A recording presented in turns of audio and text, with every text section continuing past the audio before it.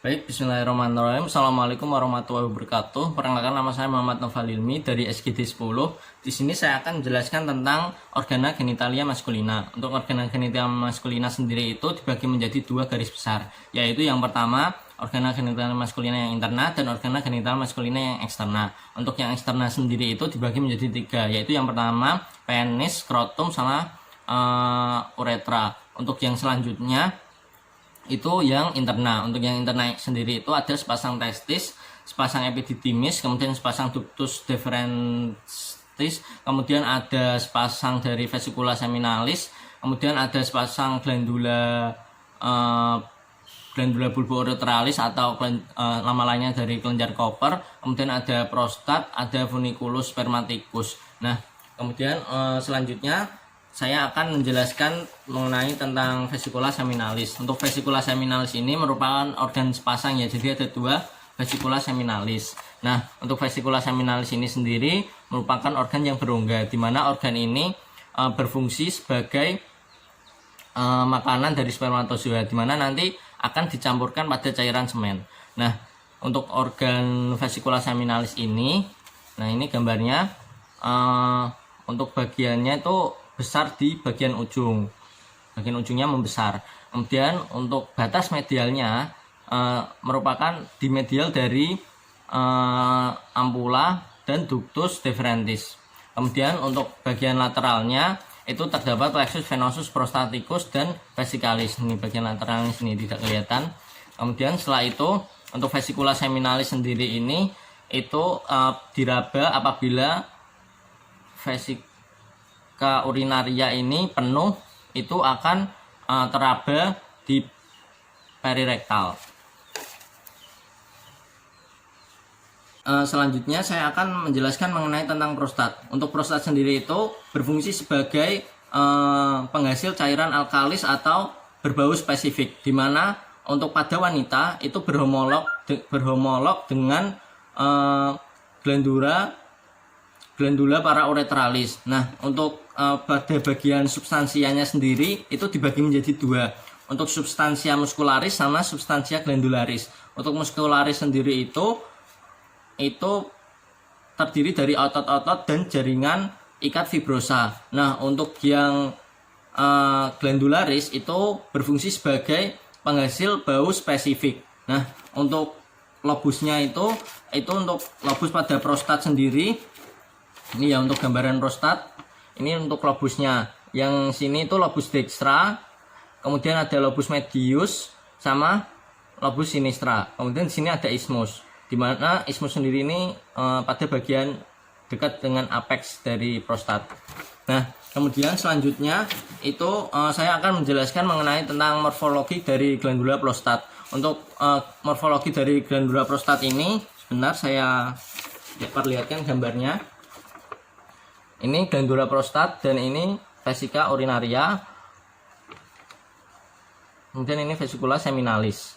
Nah, untuk glandula prostat sendiri ini itu bagian apexnya ini ya, bagian apexnya ini bagian basisnya. Untuk bagian basisnya itu basis prostat itu menghadap ke vesika urinaria.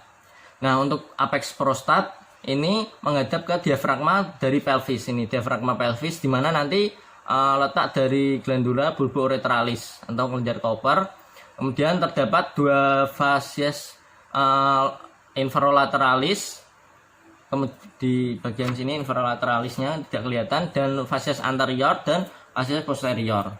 Kemudian setelah itu untuk sintopi dari glandula prostat ini untuk yang kranial itu ya tadi untuk basisnya sendiri sama dengan basisnya itu menghadap ke vesika urinaria. Kemudian untuk yang kaudal itu sama dengan apexnya menghadap ke diafragma pelvis. Kemudian untuk yang ventral itu terdapat simfisis pubis. Kemudian yang dorsal itu vesicula seminalis. Ini vesicula seminalis. Kemudian untuk yang lateral itu musculus levator ani, baik dextra maupun sinistra. Baik, selanjutnya saya akan menjelaskan mengenai tentang fasies inferolateral, di mana fasies inferolateral sendiri ini akan dipisahkan dari fascia diafragmatica oleh plexus venosus, di mana akan mendekati fasies yang anterior. Nah, selanjutnya untuk lobus dextra dan lobus sinistra. Lobus dextra dan lobus sinistra akan dipisahkan oleh uretra. Nah, untuk tadi yang fasies inferolateral itu akan dipisahkan dari fascia diafragmatica pelvis oleh plexus venosus ini. Nah, untuk selanjutnya pada bagian ventral itu akan dihubungkan oleh substantia muscularis, dan substantia muscularis ini disebut sebagai isthmus prostat. Nih. Untuk kedua lobi ini di sebelah ventral uretra dipisahkan oleh isthmus prostat. Nih. Kemudian setelah itu terdapat lobus medius, di mana lobus medius ini terletak di kranial dari prostat. Nah, di antara tempat ini masuknya dari ductus deferens dan uretra pars prostatica. Lobus ini sering mengalami pembesaran, di mana ketika mengalami pembesaran atau hipertrofi ini menyebabkan terdesaknya dari vesika urinaria. Nah, untuk vesika urinaria ini ketika terdesak akan mengalami kerusakan pada saat miksi. Bila prostat dipotong melintang, maka terlihat bagian yang paling luar menebal disebut kapsula prostat. Nah, selanjutnya saya akan menjelaskan mengenai tentang fascia prostat. Untuk fasies prostat ini akan mengikuti fasies diafragmatica pelvis superior ke arah medial, di mana nanti akan membungkus prostat dan vesika urinaria.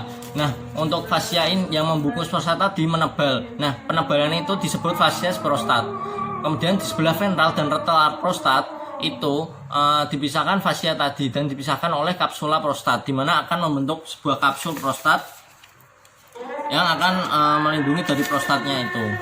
Nah, selanjutnya untuk fascia prostat ke ventral bersatu dengan arcus tendinosus fascia pelvis membentuk ligamentum puboprostaticum yang medial. Ligamentum itu terdapat kumpulan serabut-serabut.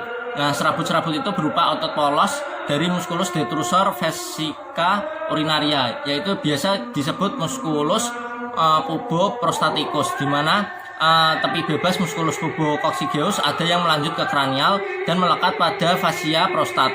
Nah, untuk bagian dari musculus pubococcygeus ini biasa disebut musculus levator prostat. Nah, musculus ini terdapat pada profunda ligamentum puboprostaticum. Nah, untuk fascia denonfiliar. Nah, untuk denonfiliar adalah derivat peritoneum dan merupakan jaringan avaskuler. Baik, selanjutnya saya akan menjelaskan mengenai tentang gangguan pada prostat atau beberapa penyakit di prostat yang menyerang pada pria. Nah, untuk prostat ini sendiri itu kebanyakan menyerang pada pria. Contohnya karsinoma prostat. Nah, untuk karsinoma prostat sendiri ini suatu keganasan yang menyerang pada prostat, di mana akan menyerang pada daerah perifer dari prostat. Nah, untuk karsinoma prostat ini itu bisa didiagnosis dengan pemeriksaan digital rektum dan tes darah. Kemudian selanjutnya pada pemeriksaan rektum, tumor prostat terasa lebih seperti batu. Nah, biasanya diagnosis karsinoma prostat ini akan melakukan sebuah biopsi prostat.